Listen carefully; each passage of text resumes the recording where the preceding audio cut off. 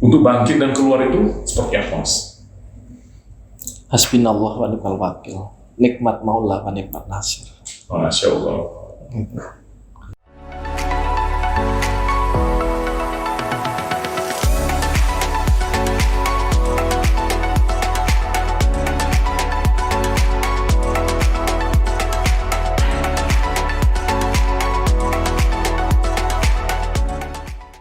Selamat datang di dunia nyata karena ini bukan mimpi. Camoko. Luar biasa, hari ini podcast bukan mimpi kedatangan tamu yang spesial. Ini berhubung selain beliau ini seorang arsitek, desain interior, YouTubers juga, dan yang paling berbahaya itu beliau senior kami di dunia jurnalis. Gimana kabarnya? Sehat, Mas? Alhamdulillah, luar biasa. Selamat pagi. Bukan selamat sore, tapi selamat pagi. Pagi terus ya? Pagi terus, biar semangat gitu kan. Gitu. Kenapa kalau sore itu cenderung gimana? Kalau sore itu udah capek, udah malas, makanya dalam dunia usaha atau ilmu marketing itu selalu selamat pagi. Sementara kita tahu bahwasanya waktu itu berputar, Mas. Itu hukum alam yang nggak bisa kita tolak. Ada pagi, ada siang, ada sore, ada malam. Mutunya selamat pagi. Jadi di waktu kapanpun tetap pagi. Gitu. Selamat pagi, semangat terus kita. Nah, gimana kalau dengan orang yang memang susah bangun pagi? Motonya dikacau. Konteksnya orang yang bangun pagi, menurut saya sih begini. Ini pelajaran dari orang-orang tua. Kita boleh begadang, kita boleh tidur malam, tapi pagi itu wajib bangun. Kecuali pada waktu santai atau nggak ada janji atau nggak ada schedule. Tapi pagi itu adalah emang harus wajib bangun. Celakanya, tidak semua orang memaknai pagi ini dengan konsep yang sampai sampaikan tadi. Ada orang yang memang sebel dengan pagi, karena tidurnya subuh. Pagi itu waktu yang enak tidur. Ada orang yang memang ketika pagi memang harus bangun, tapi nggak happy, karena di waktu pagi udah mulai sibuk. Mindset yang bagaimana yang memang universal gitu bisa kita terima? Iya, tanggung jawab sih ya. Kalau kita udah tahu dengan tanggung jawab apa yang akan kita kerjakan besok, makanya kalau orang berani begadang itu harus berani bangun pagi. Kalau orang berani begadang atau tidur malam atau tidur subuh bahkan, tapi kalau nggak bangun pagi itu orangnya nggak bertanggung jawab. Artinya konsekuensinya begitu. Yes, betul. Sampai tipikal yang mana nih? Hobi begadang atau enggak nih? Alhamdulillah rata-rata habis subuh tidur. Perasaan kita sering begadang. Mas itu ada kopi, silakan minum. Oke. Ya, kita sambil santai. Enak ini suatu kehormatan diundang dari RTV Pak Heru. Ini sebenarnya saya yang pengen belajar sebenarnya. Kami pengen belajar. Nah, kita tahu kan Mas Moko ini sebagai seorang arsitek ya, atau kalau sekarang kan tahunya orang itu owners Harmoni Graha Kreasi. Nah, bergerak di bidang pengembangan interior dan main YouTube juga. Belajar. Ya, Mas melihat perkembangan dunia digital itu seperti apa dalam praktek kehidupan sosial kita sekarang? Luar biasa banget. Jadi emang era digital atau era modern saat ini itu adalah pelan-pelan masyarakat diedukasi dengan digital. Misalkan kita bermain sosmed, baik Facebook, IG, sekarang TikTok yang joget-joget pun sekarang udah akan menghasilkan uang. Laku gitu. juga ya. Ditambah lagi YouTube. Kalau kita nggak mengenal atau nggak mengikuti dunia digital, ya pasti akan ketinggalan. Sekarang itu hukumnya wajib. Seberapa besar pengaruh ini, Mas? Khususnya di dunia bisnis. Orang yang masih punya konsep konvensional dengan yang sudah mulai berani bermain digital. 1:1000 larinya. Misalkan contoh, kita berbagai cara atau trik di dunia marketing itu ada, kalau bahasa di kami itu door to door. Kita juga punya marketing, kita juga punya sosmed, IG, Facebook, YouTube. Tapi pada waktu semua kita manfaatin dengan maksimal, misalkan contoh yang untuk IG yang berbayar, bisa kita posting, kita kasih koordinatnya, berapa ribu orang yang akan melihat kita. Itu makanya pengaruhnya 1:1000 kalau bagi Iya. bagi kami. Kalau door to door targetnya kami itu emang lebih mungkin akurat, dibilang akurat ya akurat. Satu hari lima rumah gitu kan ya. Satu hari 5 rumah, tapi pada waktu kita udah ngomongin sebuah dunia digital, sosmed terutama, itu bisa sampai ribuan tergantung budget kita atau berapa banyak untuk mengiklankan produk kita. Semakin masifnya perkembangan teknologi ini berpengaruh nggak Mas terhadap keseriusan orang dalam melihat konten yang kita buat?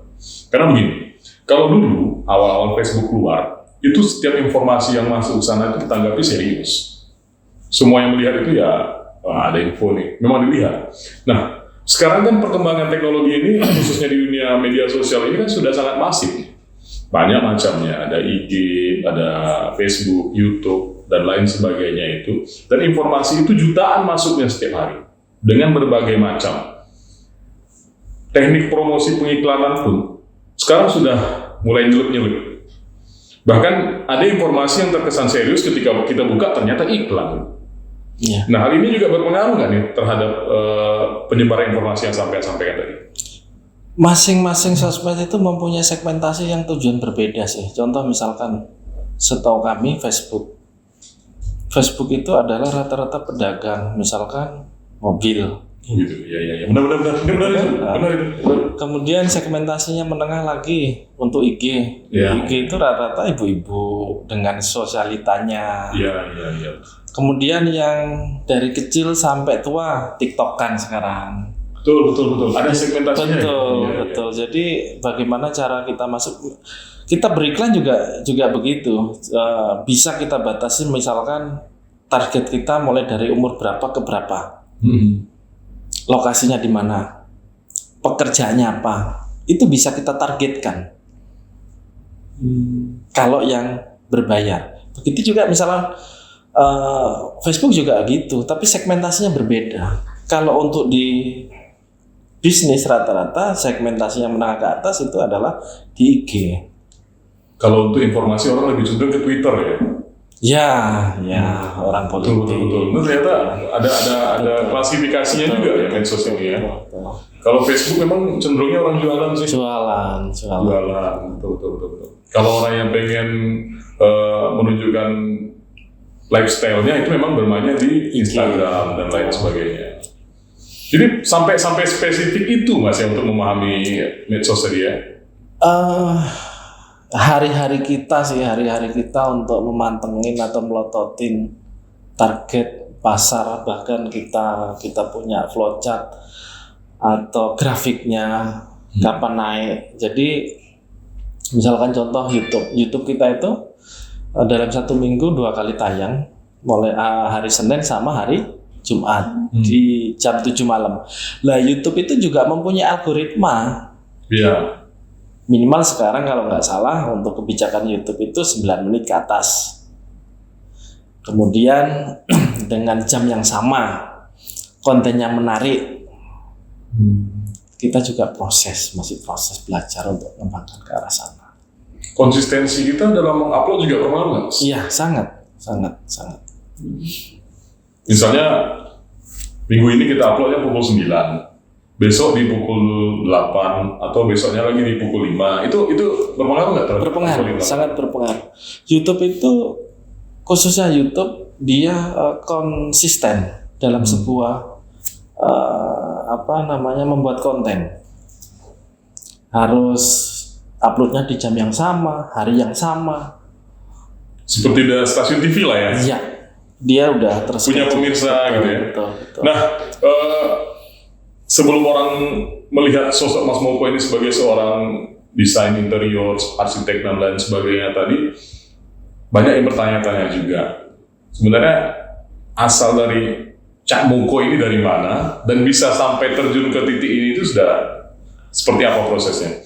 Karena begini, setiap keberhasilan itu kan pasti ada harganya, Mas. Harga yang harus kita bayar.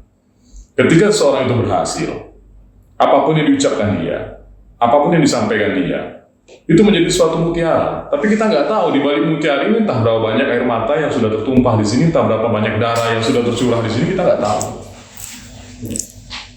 Ya alhamdulillah kebetulan dari pulau atau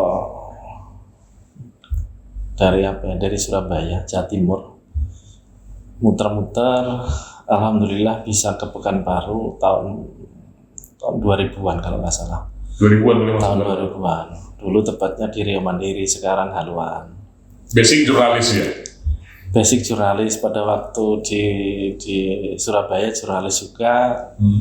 Kemudian nano-nano lah yang jelas.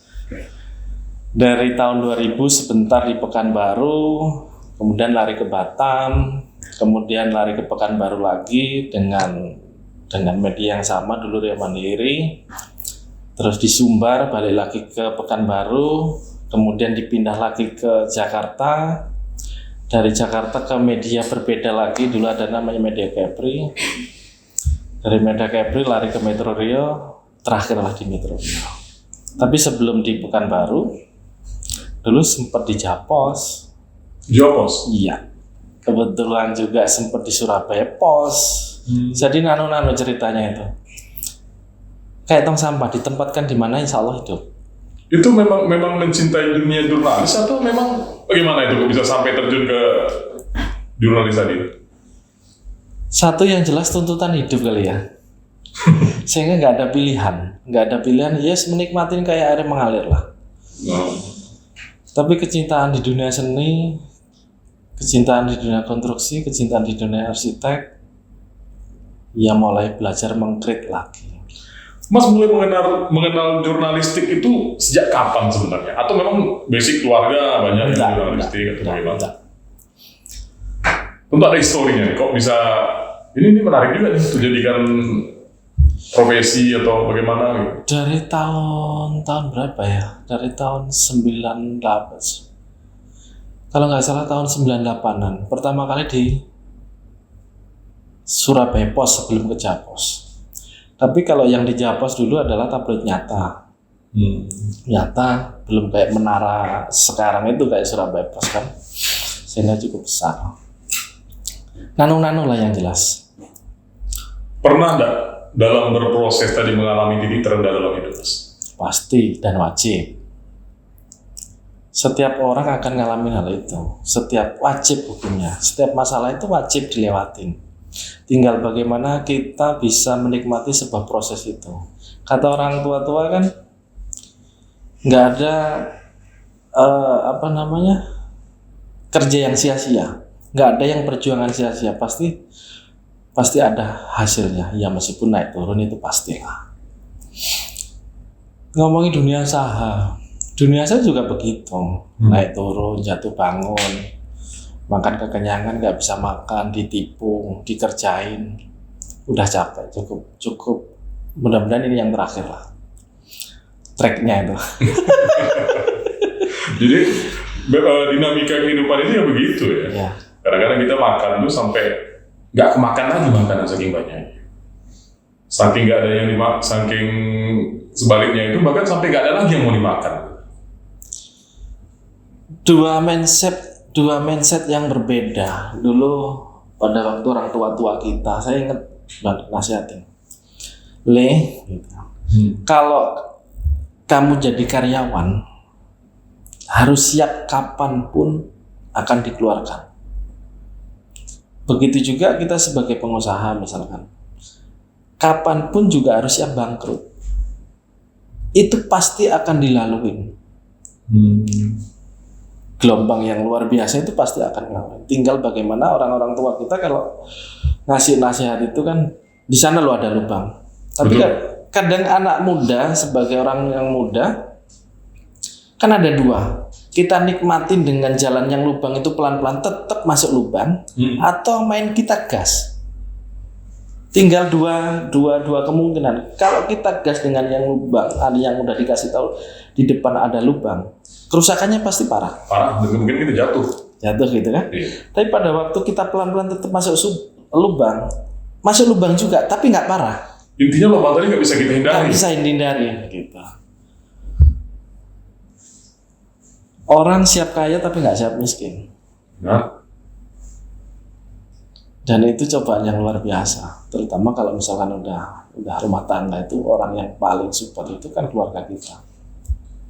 Banyak orang dikasih cobaan bab masalah ekonomi, yang lagi mungkin jatuh atau lagi drop, nggak kuat, tapi dikasih cobaan ekonomi yang yang melimpah, dia kuat. Ekonomi kesusahan dia nggak kuat, macam-macam lah orang hidup itu gitu kan.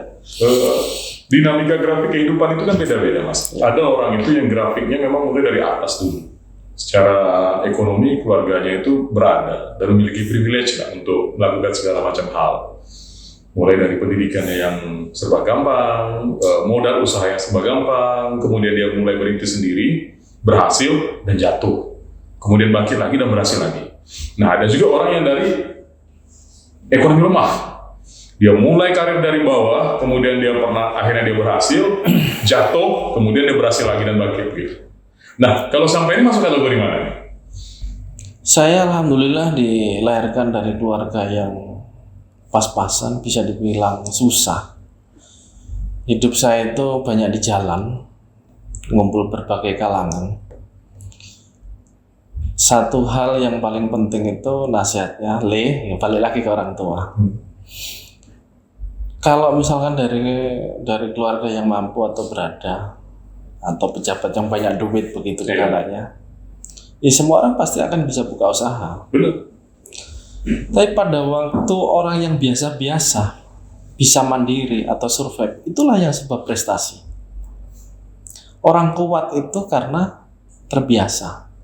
Orang bisa itu juga karena terbiasa. Dengan berbagai tempahan. Ya kalau banyak duit enak Pak, Mak. Tuh. Apa yang bisa dijual, tambahin lagi modalnya. Kita minta tolong pun orang mau nolong kita gitu ya. Apa yang bisa dibantu deh gitu ya. Tapi insya Allah nggak akan bisa rasanya pasti akan berbeda. Misalkan contoh buah mangga yang karbitan dengan yang masak kayak di sini tuh durian ya. Durian yang jatuh dari pohon langsung gitu ya. Dari yang dipetik itu rasanya kan berbeda benar.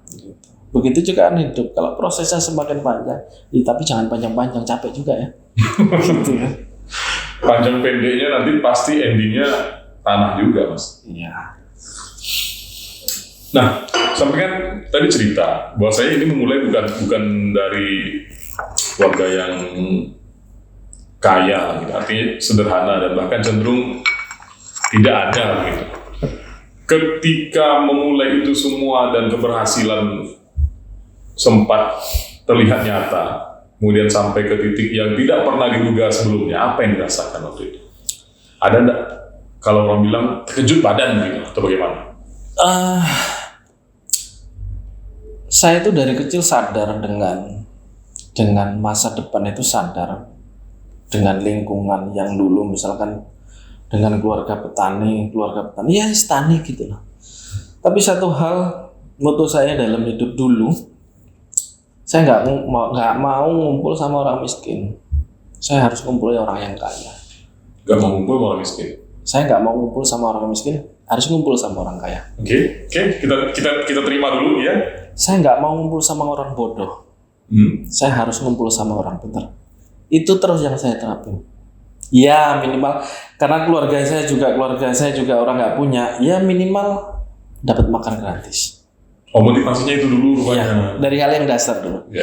Saya nggak ngumpul sama orang bodoh ketemu orang bodoh, aduh payah nanti tuh. Ngaco, Mas. Bodoh ketemu bodoh ngaco. Minimal kalau kita punya teman orang pintar itu nasihatin, motivasi begitu kan. Dan itu terus terobsesi. Saya nggak mau kayak si A, harus saya kayak si B. Tapi dalam konteks yang positif ya. Tapi perjalanan waktu pada waktu udah dapet titiknya ya emang harus mandiri. Hidup itu kan ditempa.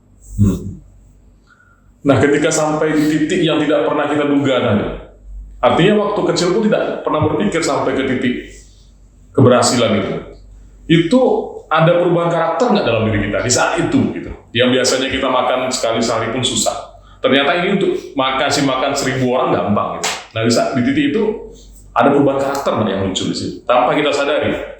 Kalau saya sih alhamdulillah enggak sih. Dari dulu ya cengengesan, dari dulu ya begini, perubahan juga nggak ada. Paling usia aja sih. Berarti tambah bijak. Kalau dulu yang dibilang tadi, lingkungan kita masih gas-gasan, Ada lubang masih gas-gasan, sekarang mungkin lebih pilih-pilih. Begitu juga menghadapi sebuah pekerjaan, oh ini bisa, ini enggak, ini resiko, ini perlu direm, ini enggak semua ya, semua kegiatan, semua pekerjaan kita, meskipun di situ ada duitnya, kita ambil juga enggak. Udah memilih ke arah sana. Mas, ini kita sharing sedikit soal proses hidup sih Mas. Kalau orang yang sudah sampai ke titik, ya boleh dianggap sebagai prestasi lah bagi dia. Kemudian yang namanya takdir kan tidak bisa kita hindari. Seperti yang saya sampaikan tadi, bahwasanya ada lubang ini. Dan lubang ini ternyata cukup curam. Gak hanya lubang kecil, tapi lubang dalam. Yang masuk itu nggak hanya kita. Bahkan anak istri kita, keluarga kita bisa terkubur di situ. Untuk bangkit dan keluar itu seperti apa Mas? Hasbinallah wa ni'mal wakil. Nikmat maula wa ni'mat nasir. Masya Allah.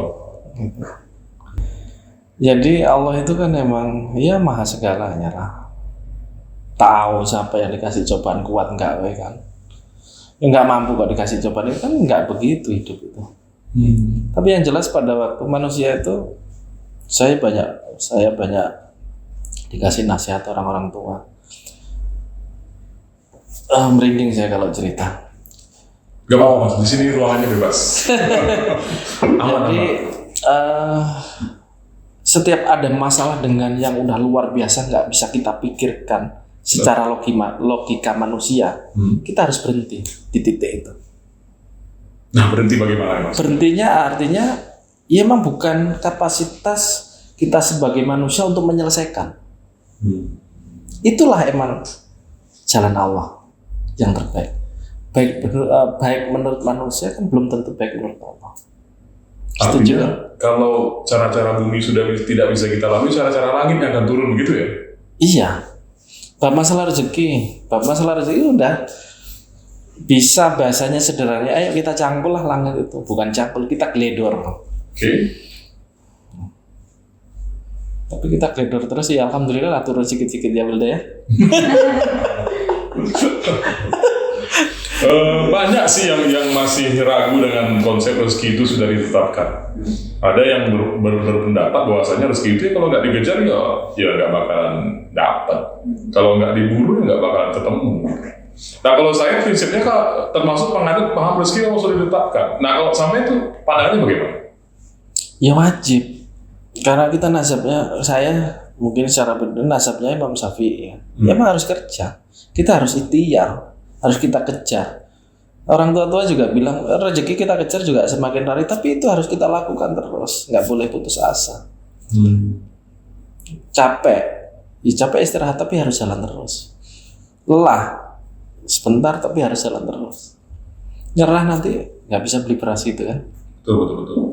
Ada juga sih Mas yang pernah saya dengarkan gini. Kita secara struktural itu percaya bahwasanya rezeki ini sudah ditetapkan.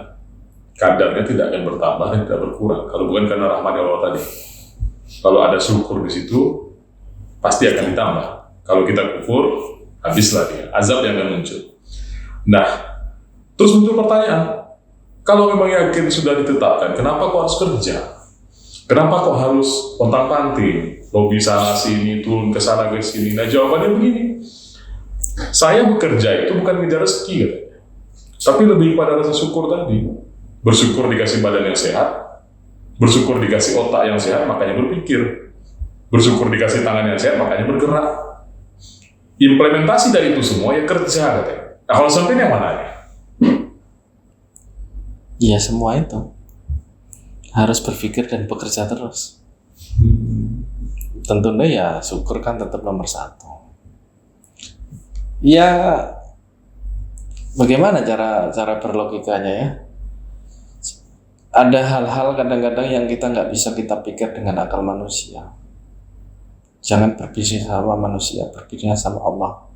Jangan berharap sama manusia, berharap sama Allah.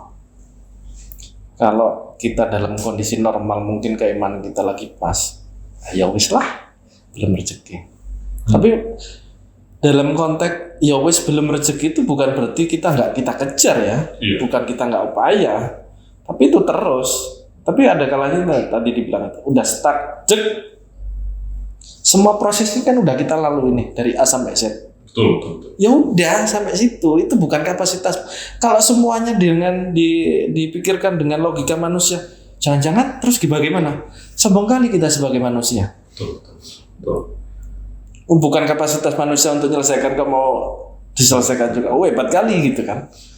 Hebat banget kayaknya. Ya, pemain bola yang bagus itu pemain bola yang tahu kapan titik dia pensiun sebenarnya. Dia paham kondisi dia paham performa terbaik dia di puncaknya di mana. Di saat di performa puncak dan dia merasa sudah akan mengalami penurunan, dia berhenti di saat itu, dia akan jadi legenda. Tapi kalau maksa terus, ngotot terus, ya ada apa? Akhir karirnya hancur. Yang lama-lama itu orang nggak ingat lagi. Karena yang seksi di pemberitaan itu ya bad news is the good news. Momen. Iya. Artinya kehidupan ini ya tergantung momen sebenarnya. Momentum itu menentukan sebenarnya. Setiap orang ada masanya, setiap masa ada orangnya. Nah ini bagaimana cara kita menciptakan atau menyiapkan peluang-peluang yang tepat pada masa kita. Timing itu sebenarnya berpengaruh sih Mas dalam kondisi peluang tadi. Kalau dalam usaha itu adalah personal branding sih. Bukan momen ada masanya begitu, enggak. Kalau ngomongin itu, kalau bagi saya sih nggak setuju secara pribadi. Contoh, kita ada di Arengka itu, mau kemana? Simpang Adat. Simpang Adatnya ada nggak? Dulu momennya ada di situ. Ya. Artinya menciptakan sebuah brand atau personal branding, misalkan contoh, Cak Moko Harmoni, orang udah tahu semua. Cak Moko orang interior tahu semua. Hal itulah yang kita belajar menciptakan harmoni pasti interior. Bagaimana dengan laki? Keberuntungan. Itu kan udah sunatullah. Itu kan bahasanya, kalau menurut saya itu bahasa terakhir. Kalau sebagai logika manusia ya proses ini.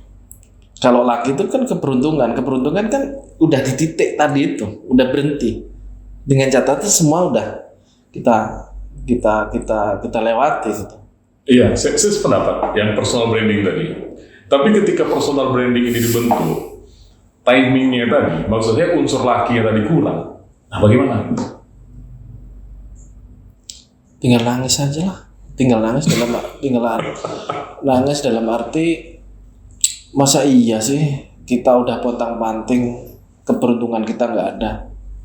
Itu nggak mungkin, sesuatu hal nggak mungkin. Dengan logika dasar berulang kali mungkin saya ngobrol sama adik-adik tim di kantor itu.